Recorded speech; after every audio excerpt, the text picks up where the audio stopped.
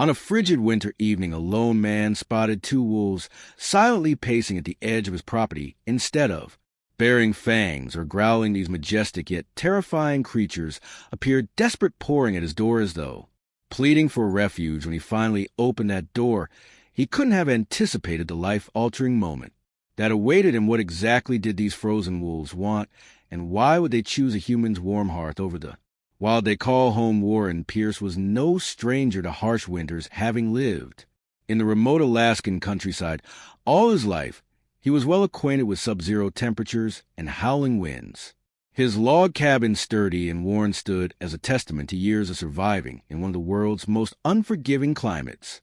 Yet, despite his rugged experience, nothing could have prepared him for the sight that greeted him late one snowy evening. It had been an ordinary day, or as ordinary as it could be in the dead of winter. Warren had popped enough firewood to last a night and checked on his small vegetable greenhouse, which was kept alive by a single heater. As dusk fell, he retreated indoors, content to spend the long, dark hours by his crackling fireplace with a mug of hot tea. Then came a strange scratching at his front door, accompanied by soft whines that cut through the night silence. At first, Warren assumed it was a stray dog, perhaps one of the few feral canines that roamed the outskirts of town, but as he peered out the frosted window, his heart began to pound. There, on his porch, stood two emaciated wolves. There once proud coats were matted and dusted with snow, their breaths visible in the frigid air. Instead of snarling or acting aggressively, they trembled with cold and exhaustion. One of them even mustered a weak howl, as if calling for help.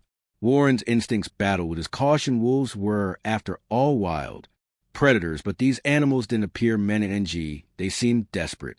Against his better judgment, Warren grabbed a flashlight and cautiously cracked open his door. The closer wolf took a shaky step forward, its glowing eyes filled not with hostility, but with a pleading intensity. In that moment, any fear he felt was overshadowed by a surge of compassion. What had driven these creatures to seek shelter from a human, and if he let them in with his act of kindness, invite danger into his home?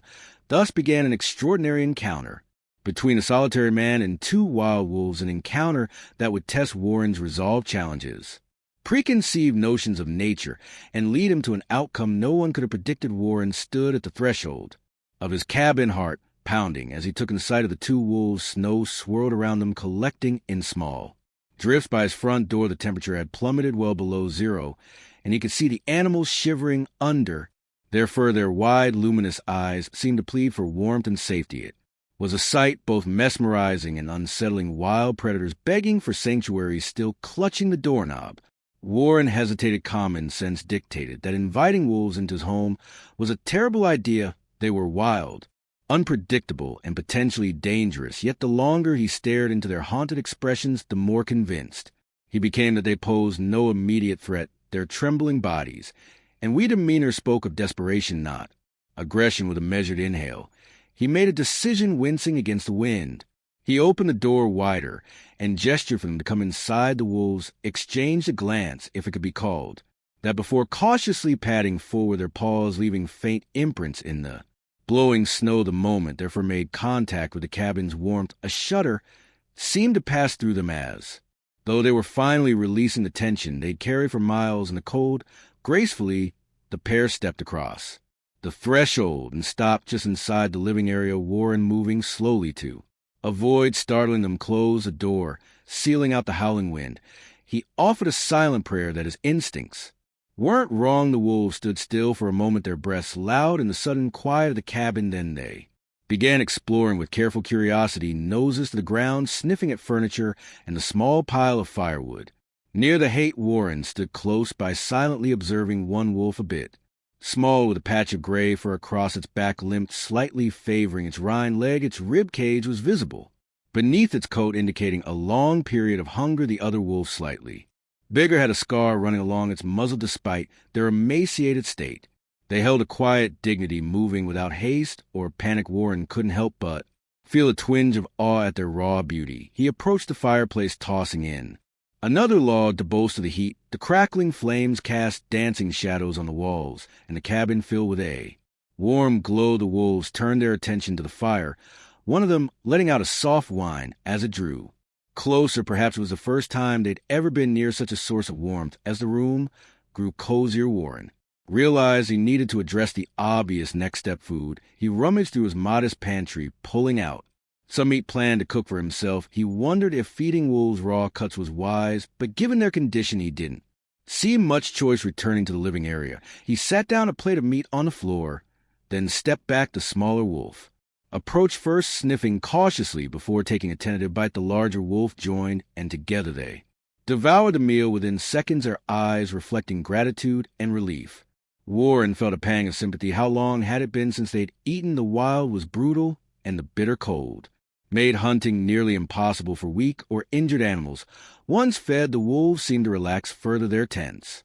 Posture softening, Warren, still keeping a respectful distance, settled into a chair near the fireplace. He was keenly aware of the risk he was taking, but something about the wolves' demeanor reassured him. They were exhausted, possibly near death's door, and had reached a point where pride and caution gave way to survival instinct. The fact they allowed him in such close proximity spoke volumes about their desperation and their trust. The hours passed in an odd sort of companionship. Warren tended the fire, flipping through an old novel he'd read countless times while the wolves dozed fitfully, occasionally lifting their heads at a gust of wind outside or the faint crackle of the hearth. At one point, the larger wolf whimpered softly in its sleep, pace twitching as though running in a dream. Warren felt an unexpected urge to soothe it, but he refrained, respecting the boundary between them. Night wore on, and eventually Warren prepared a makeshift bedding area near the warmest corner of the cabin. He coaxed the wolves, their offering blankets and extra logs on a fire. They accepted, though somewhat wearily, curling up with noses tucked under tails. Watching them, Warren realized he should probably get some rest himself. The day had been anything but ordinary, and fatigue weighed on him. Before turning in, he double-checked the locks on his doors and windows, an old habit in bear country. Then now it seemed doubly important given that he had two wolves inside. As he dimmed the lights, and he found himself silently praying for a peaceful night free of conflict, he couldn't help but recall stories of wolf attacks, yet his gut told him these creatures were not here to harm him. The first stirrings of dawn arrived sooner than expected. Warren awoke to the gentle glow of sunrise filtering through the frosted windows. He checked the living area, half expecting chaos or some sign of aggression, but instead he found a quiet scene. The wolves were awake, yet calm, watching him with expressions that he could only describe as weary gratitude. He stoked the fire, noticing that the smaller wolf's limp seemed worse this morning. Perhaps it had strained itself further during the night. Concerned, Warren decided to see if it would allow him closer. Moving slowly, he kneeled, Andied, extended his hand. The wolf eyed him, but remained still as though sensing he meant no harm. Gently, Warren placed his hand on the wolf's hind leg. It flinched, emitting a soft growl of pain, but didn't snap. He detected swelling. Maybe an old injury or frostbite. Medical treatment would be risky, but he couldn't stand idly by. I'll do what I can, he murmured. As if the wolf could understand standing, he gathered a basic first aid kit from his cupboard. Mentally thanking his years in the Boy Scouts, he had no veterinary experience, but he could at least clean and bandage the wound. The real challenge would be whether the wolf trusted him enough to permit it. Watching from the corner, the larger wolf tensed, its amber eyes fixed on Warren's every move, sensing the delicate balance of trust. Warren proceeded with the utmost caution. He knelt beside the smaller wolf, who lay trembling on the blankets, and murmured soothing words. If the wolf allowed this, he might just be able to help. If not, he'd have to back off. One wrong move could trigger the primal instinct still lurking beneath their fragile truce. The smaller wolf stared at Warren with a mix of apprehension and pain, its body quivering, as if it were unsure whether to trust his human crouch before it. Warren gently patted the blankets, hoping to coax the wolf into lying still. To his relief, it let out a low whine and rested its head on its paws. The larger wolf remained close by, watching the scene, intently ready to intervene at the slightest hint of threat. Warren opened his rudimentary first aid kit, a mismatched collection of bandages, antiseptics, and goods he hadn't used it much in the past, aside from treating the occasional scratch or blister from chopping. With this was a different scenario entirely. He moved slowly, speaking in soft tones, aware that the smaller wolf could lash out if spooked. Easy fell, he more murmured, placing a folded towel beneath the wolf's injured hind leg as he dabbed antiseptic. On a cotton swab, the wolf let out a faint growl, but didn't pull away. The wound wasn't deep, but it was inflamed, possibly from an earlier injury that had been aggravated by the cold and constant movement. Warren's heart clenched at the thought of how much suffering this creature had likely endured in the wild winter landscape. The larger wolf paced a few feet away, letting out a low rumble of concern. Warren glanced at offering a quick nod in acknowledgement. "I'm doing my best," he said, as though the wolf could truly understand. He knew it was a risk to speak aloud and draw attention to himself, but he hoped his calm tone would keep the tension at bay. After cleaning the wound and applying a light bandage, Warren carefully examined the wolf's paw pads, noticing cracks and signs of frostbite. He used a mild ointment to soothe the raw skin before gently wrapping the leg with gauze throughout the process. The wolf flinched and whimpered, but remained surprisingly cooperative. Once he finished, Warren exhaled a breath he hadn't realized he was holding. "Done," he whispered, slowly removing his hands. The wolf exhaled through its nose, a sound almost like a sigh of relief. Warren offered a small smile, a surge of empathy welling up inside him with the immediate medical needs addressed. Warren turned his attention to the basic matter of survival. He checked his pantry to see what remained of food he'd given the wolves earlier. He still had enough supplies to feed them again, but his stock was limited. The realization weighed on him. If these wolves intended to stay longer than a day or two, he'd need a plan to secure more resources, something that wasn't easy during the harsh Alaskan winter. He decided to head out briefly to gather more firewood and check on potential hunting opportunities nearby. Grabbing his coat and gloves, Warren paused at the door, glancing back at the wolf. They watched him but made no move to follow. "I'll be back soon," he said softly, as if reassuring both them and himself. Stepping outside, Warren was greeted by a stark landscape of white. The sky remained overcast and the wind cut through his layers of clothing. He trudged through knee-high snow to the wood pile near the edge of his property, filling a sled with logs every so often. He scanned the horizon, half expecting to see more wolves or any sign of threatening wildlife. His mind raced with questions. Had these two been part of a larger pack? Were they outcasts? And what would happen if their pack came looking once the sled was loaded? Warren took a moment to survey the silent wilderness. The land was beautiful, but also felt eerily unforgiving. He caught himself imagining the smaller wolf limping through these drifts, hungry and wounded, pushed to the brink of desperation. The thought reaffirmed his decision to help. No creature should have to endure such suffering alone. Upon returning to the cabin, Warren found the wolves lying near the fireplace. The smaller one looked to be in better spirits, occasionally licking at its bandaged leg. The larger wolf, ever vigilant, lifted its head to watch him cross the threshold. Warren unloaded the wood by the fireplace and stoked the flames, sighing in relief as the heat spread across his numb fingers. He unwrapped a portion of his remaining meat supply, placing it on a plate and setting it on the floor. The wolves approached, cautiously grateful for the meal, but aware of Warren's presence as they ate. He considered how surreal the situation was. Two wild wolves devouring his provisions within the comfort of his living room. Yet he felt no fear, only a growing bond forged through mutual survival. Hours later, the cabin had fallen into a peaceful rhythm. Warren dozed in his armchair by the fire, the flickering light casting dancing shadows on the wooden walls the wolves rested on. The blankets he'd arranged for them, rising only to lap water from a bowl he'd placed nearby. It occurred to him that he should contact someone, perhaps a local ranger or wildlife specialist, but a part of him worried that doing so might lead to the wolves being taken away, or worse, put down if deemed a threat. Conflicted, he resolved to wait another day to see if they'd regain their strength and perhaps wander back into the wild on their own.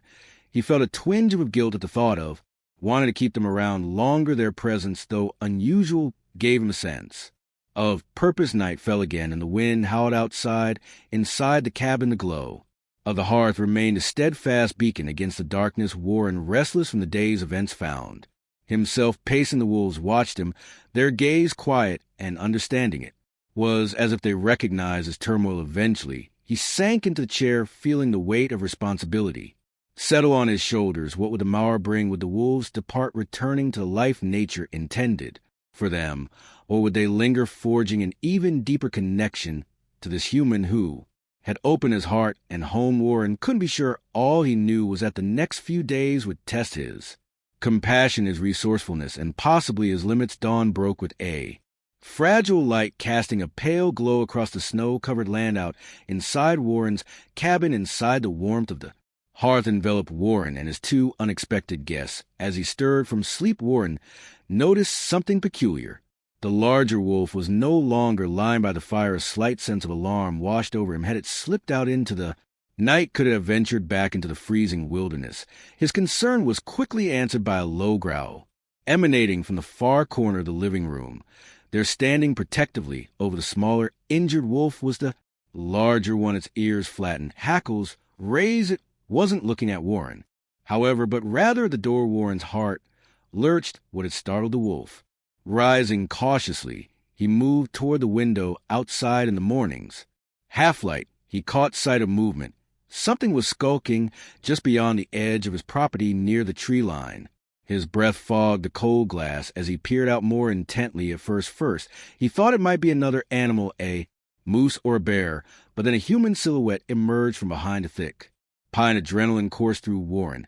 He didn't often have visitors, especially not during the harshest part of winter. Grabbing his coat and a flashlight, he pressed an ear to the door, listening for any sound. The larger wolf continued to growl, as though reinforcing the warning that someone was out there. The smaller wolf struggled to rise. Softly, "It's all right," Warren whispered, hoping to soothe them both and himself. He opened the door, just a crack, a blast of cold air rushing in. Outside, the figure had vanished from immediate view, but footprints in the snow LED around the side of the cabin. Warren stepped out, nerves on edge. The wind nipped at his face, and he tucked his gloved hands under his arms, scanning the tree line. He caught a glimpse of motion again near the woodpile. This time, curiosity clashed with caution. Whoever was skulking around might be in trouble, or they might pose a threat. Summoning courage, Warren raised his voice. "Hello, if you need help, say something." The only response was a howling wind. He took a few tentative steps forward, leaving footprints that overlapped those of the mysterious intruder. His heart thumped loudly in his ears. Had news spread about the wolves? Could someone be searching for them or planning harm? When no answer came, he decided to circle around the cabin to check for damage or signs of forced entry. The snow crunched underfoot, every sound amplified in the crisp air. The path led him past the woodpile, where he noticed fresh gouges in the bark of a nearby tree. As he leaned in to inspect, a sudden voice made him whirl around. Are they inside? A woman's voice demanded, low and urgent. She was bundled in a heavy parka, her face partially concealed by a hood and scarf. Only her eyes were visible, intense, worried eyes that flickered toward the cabin's door. Warren raised his hands in a gesture of peace. "Who are you?" he asked, attempting to keep his tone calm. Despite the jolt of surprise, her gaze narrowed. "I'm hunting those wolves," she said, as though it were obvious. "They belong to a nearby pack. They went missing, and I've been tracking them for days." A statement startled Warren. "Hunting them?" He echoed, his pulse quickening. Fear for the wolves gripped him. Was this woman intent on harming them, or could she be a ranger or researcher? She exhaled, her breath forming a small cloud. "Not like that," she clarified, as if reading his expression. "I'm trying to help them. I'm with a wildlife rehabilitation group. We've been monitoring this pack for a while, especially these two." Her voice softened with concern. "The smaller one's been injured and separated from the group. They won't survive out here alone." Relief flooded Warren, yet suspicion lingered. "Why not come to my door instead of skulking around?" The woman glanced away, embarrassed. "I wasn't sure what I'd find." I had confirmed they were here. People can be unpredictable when it comes to wolves. Warren couldn't argue with that. "Come inside," he offered, gesturing toward the cabin. "But move slowly, they're skittish, and I don't want them to feel threatened." Leading her inside, Warren embraced himself for potential conflict. The larger wolf, sensing the newcomer, let out a warning bark, placing itself between the woman and the injured companion. The woman carefully removed her hood and scarf, revealing tired but determined features. She crouched, extending her hands, palms up in a sign of peace. "Hey, they're big guys," she murmured. "It's okay, I'm a friend." Her soothing tone was reminiscent of a vet or an experienced wildlife handler. Slowly, she inched closer, her eyes never leaving the wolf's. Warren watched in awe as the creature, after some hesitation, allowed her nearer. "Her name's Kara, by the way," the woman said over her shoulder, Sensing Warren's watchful curiosity, I'm a field researcher at the Northridge Wildlife Center. Kara's calm demeanor seemed to reassure the wolves. She examined the smaller one's bandaged leg, nodding approvingly at Warren's efforts. "You did a good job cleaning this up," she said, her voice laced with admiration. "Might have saved its life." Warren exhaled.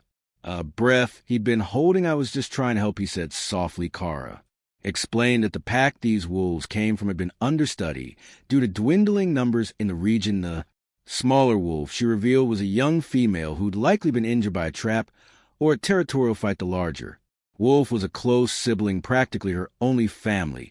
The pair had gone missed during a blizzard, and the research team feared the worst until Kara picked up their tracks as she spoke to wolves. Relaxed, visibly their posture easing as though they recognized her scent or voice, Warren felt a swell of relief and a stab of sadness, too. He realized that their time with him might be nearing its end. The wolves needed professional care, and ultimately they needed to return to the wild where they belonged. "You can take them back to your center?" Warren asked quietly. Kara nodded. "We have an enclosure where we can treat her leg properly. Once she's healed, we'll release them back into their territory." She paused, shooting him a kind look. "Of course, only if you're okay with that. They're on your property after all." Warren glanced at the wolves. A strange pang twisted in his chest. He'd grown unexpectedly attached in such a short time, but he knew what he had to do. "It's what's best for them, right?" It is. Kara confided firm gently. "They're wild creatures. They'll thrive once they're healthy and can rejoin their pack." In that moment, Warren felt the weight of compassion and responsibility clash. He wanted to keep them safe under his roof, forever to shield them from the harsh realities beyond his cabin walls. Yet he understood that real freedom, real survival, meant returning to the land they knew standing. He offered Kara a tight smile. "Then Leighton, do what needs to be done," he said. "I'll help in any way I can." Kara's presence brought a sudden shift to the dynamic in Warren's cabin. For the wolves, she was a familiar figure, someone whose scent and demeanor they recognized as safe, if not entirely trusted. For Warren, she was an unexpected solution to a looming dilemma: how to provide the animals with the care they needed without compromising their wild nature. After the initial introductions, Kara set down her gear in a corner of the cabin and approached the smaller wolf. She examined the bandaged leg with a practiced touch, her brow furrowing at the signs of swelling. "It's not infected," she remarked, glancing at Warren, "but she'll need proper treatment at our facility. You did well with what you had." Warren felt a mixture of relief and pride. He noticed how gently Kara interacted with the wolves, speaking in a soothing tone, her posture non-threatening. The larger wolf observed her carefully, occasionally letting out a low whine, as if voicing concern for its companion. "This must be her sibling," Kara said, nodding at the watchful guardian. "Wolves form strong family bonds. If she's injured, he won't leave her side." Warren gave a thoughtful nod. Over the past couple of days, he'd witnessed that bond firsthand. The bigger wolf had consistently shielded the smaller one, sharing its meager warmth during those cold, stormy nights. With evening approaching, Warren proposed they stay in the cabin one more night before attempting to transport the wolves. Kara agreed, noting the need to keep the stress on the animals as low as possible. She suggested they gradually acclimate them to being a carrier or a vehicle if they could arrange one nearby. "I have a snowmobile," Warren offered. "It could help us reach your team faster, or carry them part of the way if the roads are impassable." Kara's face lit up with gratitude. "That would be perfect. My truck's parked a few miles out, but the snow's too deep to drive it here safely." They spent the next hour discussing logistics. The plan was for Kara to radio her colleagues at dawn. They prepare a safe enclosure at the Wildlife Center, and Warren would help transport the wolves over the snowy terrain. It sounded straightforward, but Warren knew the wilderness rarely cooperated with human plans. As the sun dipped below the horizon, the cabin took on a gentle glow from a fire. The two wolves, Karma, now rested side by side, their breathing slow and steady. Kara observed them with a tender gaze. "I've tracked them for months," she said quietly. "They used to run with a pack of about 6, but then we lost their signals during a blizzard, and I feared the worst." Warren poked at the embers in the fireplace, a pang of empathy tugging at him. "They must have been separated. Somehow, it's a miracle they found me, nor that I found them." Kara nodded. "Wolves are highly social. Being cut off from their pack can be a death sentence, especially for an injured member. It's amazing they Survived this long, their conversation drifted to lighter topics of her life as a researcher Warren's quiet existence in the remote cabin, the challenges of living in such unforgiving conditions. Outside, the wind had died down, leaving a stillness that felt both peaceful and eerie. Every so often the wolves shifted, or let out a soft exhale, reminding Warren of their presence and the delicate trust they had offered him. Before turning in for the night, Warren set out food for the wolves. Once more, Kara, cautious but intrigued, observed his method. She was impressed by how at ease the animals seemed around him. "You've done something incredible here," she said, her voice laced with admiration. "Most wolves would be too terrified or aggressive to enter a human's home like this, but they clearly sense your goodwill." Warren flushed, slightly not accustomed to such praise. "I couldn't just leave them to freeze," he mumbled. "They were desperate, and I guess I was too." Kara echoed curiosity in her eyes. Warren hesitated, then gave a half smile. "Living out here alone can be tough. Maybe in a strange way I needed them as much as they needed me during the night." The wind picked up again, howling around the cabin. The structure groaned under the gusts, and snow pelted the windows. Warren and Kara woke at intervals to check on the wood wolves, who, despite the commotion, slept in relative calm. The larger wolf would occasionally lift its head, ears alert, as though scanning for danger each time it relaxed after a moment, perhaps realizing it was finally safe. By the time morning arrived, gray light filtered through the frosted windows. Kara rubbed the sleep from her eyes, yawning. "I'll try to reach my colleagues now," she said, pulling out a compact radio from her gear. She stepped outside, braving the biting cold to find a clearer signal. Warren started a pot of coffee, the rich aroma filling the cabin. The wolves stirred, blinking slowly. The smaller one's bandaged legs seemed to have improved slightly, though it still showed signs of swelling. Warren offered them fresh water, quietly marveling at how natural it felt to care for these wild creatures. When Kara returned, her expression was a mix of relief and urgency. "They're sending help," she announced. "Two of my team members meet us at a rendezvous point about 3 miles from here, near a frozen creek. If we can get the wolves there, they'll transport them the rest of the way." Warren nodded. "Then we'd better pack up. The snowmobile can handle 2 people. And the wolves, if we're careful." Kara agreed, and they began gathering the necessary supplies. They rigged a makeshift sled to attach behind the snowmobile, lining it with blankets so the injured wolf could lie comfortably. The larger wolf, though wary of the contraption, seemed to sense it was necessary and sniffed at it without protest. The final hurdle was coaxing the wolves outside and into the sled. Warren decided to go first, opening the cabin door to a world of glistening white. A chill wind swept in, ruffling the wolves, for Kara led the way, speaking softly. Using gentle gestures, the smaller wolf whimpered as it was lifted into the sled, but the bandage and ointment must have offered some relief, for it didn't fight too fiercely. The larger wolf hopped up on its own stone, nestling protectively against its sibling with a wolf. Secured, Warren climbed onto the snowmobile, and Kara settled in behind him, holding a radio in her hand. The engine roared to life, echoing across the silent expanse. As they pulled away from the cabin, Warren felt a pang of mixed emotion. Part of him was reluctant to leave this temporary haven where man and wolf had coexisted in such an extraordinary way, but he knew this journey was essential for the wolves' sake, and perhaps for his own. The snowmobile car to track through the endless white. Its engines growled, the only sound in a world muffled by ice and snow. Warren led the way, gripping the handlebars firmly, while Kara sat behind him, keeping a watchful eye on a makeshift sled tethered behind them.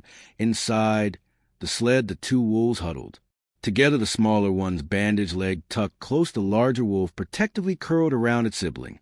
They aimed to reach the frozen creek, a rendezvous point where Kara's colleagues will be waiting. The journey would span roughly 3 miles, a distance that felt both too short and perilously long. While the sun offered a faint warmth, the Alaskan winter remained unforgiving, and a stiff breeze carried flecks of snow that stung any exposed skin.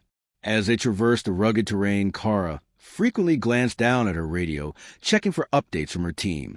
The signal crackled occasionally, distorted by the thick forest and the looming mountains. "They said they'd meet us in about an hour," Kara announced, raising her voice over the wind. "We need to keep a steady pace." Warren nodded, focusing on guiding the snowmobile around drifts and hidden rocks. Every so often he glanced back to ensure the Wolves weren't too jostled by the bumpy ride. The larger wolf's ears twitched at every turn, but it seemed to trust that. Warren and Kara meant no harm. 10 minutes into the journey, the sky began to change. A bank of steel GRY clouds gathered on the horizon, hinting at an approaching storm. Warren felt a twinge of worry traveling in a snowstorm, especially with injured wildlife in tow. Was a risk he'd hoped to avoid. Let's pick up speed, he said, turning his head. Slightly so Kara could hear she agreed, tapping him on the shoulder to signal she braced for the jolts the sled thumped against icy ridges, sending small snow showers cascading over the wolves. They whimpered, but neither attempted to leap out. Perhaps understanding this was their best chance. The forest thickened, and visibility deteriorated as the trees closed and Warren slowed the snowmobile, carefully weaving around trunks and low-hanging branches weighed down by snow. Wrong move could topple them or damage the sled. We're close to the creek, Kara noted, checking a small handheld GPS. If we follow the tree line, we should see it soon. Before long, they emerged into a wide clearing. The creek, frozen solid, gleamed under the weak sunlight. Its surface was littered with blown snow, making it look like a smooth, icy road. We should cross here, Kara suggested. My team should be on the far bank. Warren eased the snowmobile onto the ice, testing its stability. The ice groaned faintly, but held firm as they glided across. He couldn't help but marvel at the harsh beauty of the landscape, pristine, silent, and vast. Yet with every passing minute, the dark clouds crept closer, casting an ominous shadow over the distant peaks. Halfway across the creek, the radio crackled to life. Kara, this is Dan K. Muffled voice. We're approaching from the east, but the storm's moving in faster than expected. You might have to hunker down if it hits before we reach you. Kara exchanged a worried glance with Warren. Copy that, Dan, she replied. So we're crossing the creek now, should reach the far side soon. Where exactly will you be? Look for a red marker on a pine. Dan's voice crackled. We'll set up a temporary shelter there. As if on cue, the wind began to howl, blowing gusts of snow across the ice. Visibility dropped further, and Warren fought to keep the snowmobile steady. The wolves, sensing the shifting atmosphere, let out anxious whines. The smaller one whimpered, shivering from either cold or fear, or both. Kara placed a calming hand on Warren's shoulder. Just a little further, she encouraged. We'll find that marker. They reached the creek's far side, where the tree line resumed looming like silent sentinels. The wind whipped snow into their faces, making it hard to see. Warren squinted, scanning the trunks for any sign of red. At last, through the swirling white, he spotted a faint splash of color on a tall pine. Relief flooded him as he guided the snowmobile toward its shore. Enough beneath the pines to the half-erected shelter. Two people in thick winter gear, struggling to secure tarps. Against a relentless wind, a small fire crackled nearby, offering a beacon of heat. Kara waved frantically, and the figures turned, raising their arms in greeting. Once the snowmobile drew close, Warren killed the engine. Kara jumped off, speaking rapidly to her colleagues over the roar of the wind. We found them, she said, jerking her thumb toward the sled. They're weak, but stable. The smaller ones had a leg injury. Dan, tall with assault, and Pepperbeard nodded grimly. Leading get them under shelter, he said. His companion, a short woman named Na, hurried to lay out thick blankets inside the makeshift camp. That storm's about to hammer us. Na warned, her voice tight with urgency. Together, they carefully coaxed the wolves out of the sled. To the larger wolf growled low in its throat when Dan approached, but Kara's soothing presence helped keep it calm. The smaller wolf, shaking from cold and stress, allowed Nina to guide it onto the blankets. Warren hovered protectively, ready to intervene if the animals spook of the wolves, tucked into the relative warmth of the tarps, and fire. The team set about stabilizing the area for the looming storm. Dan hurried to stake down additional lines, while Nina arranged supplies for the wolves, a proper first aid kit, sterile bandages, and sedatives. If needed, Warren, now somewhat of an onlooker, felt a wave of mixed emotions. Relief that the wolves were finally in expert hands, but also a surprising pang of loss. For days they had been under his soul care, forging an extraordinary bond. He couldn't ignore the flicker of sadness that they might no longer need him once they were healed and back with their pack. Kara senses unease as she helped Nina check the smaller wolf's leg. She glanced over at Warren.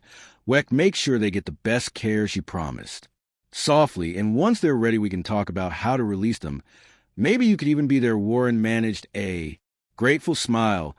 Nodding, I like that, he murmured. The wind picked up, rattling the tarps ominously, but inside the small camp by the creek, he felt a warmth that transcended the fire, a warmth born of compassion, cooperation, and a newfound respect for these majestic, vulnerable creatures. The wind grew fiercer, rattling the makeshift shelter and forcing Dan and Nina to reinforce the ropes, and tops the sky overhead had darkened ominously, and the temperature dropped further, signaling that the storm was nearly upon them. Warren stood at the edge of the small enclosure, watching as ice crystals swirled around them like a malevolent dance. Inside, the two wolves lay on thick blankets, their breath visible in the chill air. The smaller wolf's injured leg had been rebandaged with sterile dressings, and a mild sedative had calmed its shivers. The larger wolf remained alert, eyes darting between the humans, ready to defend its sibling if needed. Every so often it let out a low, anxious whine as gusts of wind buffeted the tops. Kara knelt beside them, checking the bindings around the smaller wolf's limb. She spoke softly, her voice nearly lost in the howling wind. "We need to wait the storm out before moving them," she told the group. "Traveling now would risk frostbite and injury for them, and for us." Warren nodded, though a flicker of worry crossed his face. Staying put meant relying on a hastily constructed shelter with only a small fire and minimal supplies. "How long do these storms usually last?" he asked Dan, who was wrestling with a flapping corner of the top. "Could be hours, could be all night," Dan replied, his voice tense Alaskan. "Weather is unpredictable. At best would know other choice." They set about making the shelter as secure as possible. Warren helped Nina stack snow around the perimeter to form a windbreak, while Dan and Kara set up a secondary tarp for added insulation. The wolves watched it, all with quiet fascination, strained bipeds scurrying to protect them from nature's fury between tasks. Warren couldn't help but reflect on how surreal the situation was. Just days ago, he had been living in solitude, chopping wood, and enduring the endless nights on his own. Now he was part of a small, determined group fighting to save two wild wolves he'd grown fond of. In a startlingly short time, Charlie, his old battered snowmobile, remained parked nearby, half buried in fresh drifts of snow. Warren casted a concerned glance, aware that if the storm worsened, retrieving any gear or making a quick escape might become impossible. The realization made his chest tighten with a mixture of anxiety and resolve. Eventually, as the storm peaked, the group huddled around a modest fire built in a shallow pit to keep sparks from flying. The flames offered scant warmth, but it was enough to keep extremities from going numb. Dan and Nina took turns feeding the flames with small sticks and branches collected from under nearby evergreens. The wolves rested their eyes, half closed, lulled by the fire's soft crackling and the gentle murmur of human voices. Kara periodically checked the smaller wolf's pulse and breathing, ensuring the sedative hadn't caused any adverse effects. She stabled Kara, confirmed, exhaling a breath of relief. "Let's just hope her body can fight off any infection until we get her proper medical attention." Warren gently stroked the larger wolf's flank, a tentative gesture of comfort. To his surprise, the wolf didn't flinch. It even leaned slightly into his touch, as though acknowledging the kindness. "You're one brave soul," Warren murmured, "more to himself than anyone else. Both of you are." As night descended, the wind raged on, howling with renewed intensity. The temperature plummeted further, and the group found themselves in a battle for survival. Sleep was a luxury none could fully indulge in. Someone always had to keep an eye on the fire and ensure the tarps didn't tear or collapse under the gale. During one of his shifts, Warren noticed a larger wolf pacing restlessly around the smaller one. The sedative's effect was evident. The injured wolf breathed calmly, in a deep sleep, yet the sibling's concern was palpable. It nudged the sleeping wolf gently with its muzzle, letting out soft whines as if to say, "I'm here, don't worry." The sight tugged at Warren's heart. In the wolves' quiet communication, he saw parallels to human devotion and compassion. These animals, often painted as ruthless predators, displayed a love and loyalty that defied stereotypes. It reminded him of why he'd taken them in to begin with. They were more than just savage creatures. They were beings capable of tenderness and grief, just like humans. Sometime past midnight, the storm reached its apex. Snow fell in thick sheets, and the shelter quivered under the onslaught. Kara and Nina worked frantically to brace the windward side, driving stakes deeper into the frozen ground. Dan called Out instructions, his voice nearly lost in the tempest. Warren helped where he could, though his fingers quickly went. Numb despite his gloves, the wolves grew agitated by the commotion, the larger one, baring its teeth whenever a gust sent the tarp flapping too close. Kara spoke softly to it, maintaining eye contact, and using a calming tone. Easy there, she whispered, slowly extending her hand. We're just keeping you safe eventually. The storm seemed to relent. The wind died down to a more manageable roar, and the snowfall lightened to a gentle swirl. Dan poked his head out from the shelter's entrance, scanning the horizon with a flashlight. It's easing up, he announced, relief evident in his voice. We might be able to move by morning if it continues to let up. Gradually, the group allowed themselves brief moments of rest. Warren settled beside the wolves, leaning his back against a wooden support post. The larger wolf, still restless, finally lay down close to him, resting its head on its paws. Warren felt a faint smile tug at his lips. It was extraordinary how quickly trust could form under such dire circumstances. He glanced over at the sleeping smaller wolf, marveling at its resilience despite the freezing cold, the injury, and all it had endured. It slept with an almost serene look. Warren whispered a silent promise. You'll be okay. We'll make sure of it. The night wore on, and by the time dawn's gray light filtered through the clouds, the storm had passed. A silence more profound than any they had known in the past days settled over the creek. Snow drifts reached waist height in some places, glinting under the pale sunrise. Kara aroused herself to check on her radio, while Nina stoked the remnants of the fire. Warren sat up, stretching stiff limbs. The wolves stirred, blinking groggily. It was time to see if they could finish their journey, one that would lead to healing and eventually freedom for these regal creatures of the wild. Morning arrived with an eerie stillness, as though the land itself was recovering from the storm's fury. Sunlight glinted off the snow, creating a dazzling display of white and gold that contrasted sharply with the grim ordeal of the previous night. Warren felt a certain relief the storm was over and they could finally move forward with the wolves, yet a nagging anxiety kept tugging at him, some instinct warning him that their challenges weren't over. Kara's radio crackled to life, and she answered it eagerly. Dan, now you copy. The storm's cleared. How's your location? She paused, listening. Warren couldn't catch the exact words, but he saw Kara's shoulders tense. Turning to him, Kara said softly, Dan reports that while the weather's improved, we got a new problem. The road leading to the wildlife center is blocked by fallen branches and ice. They're working to clear it, but it could take hours, maybe a day. Warren exhaled, the news settling like a weight on his chest. So we're stuck here for a while. Then the wolves can't travel safely on foot with one injured, and the snowmobile won't get us to the center if the main roads are blocked. Kara nodded.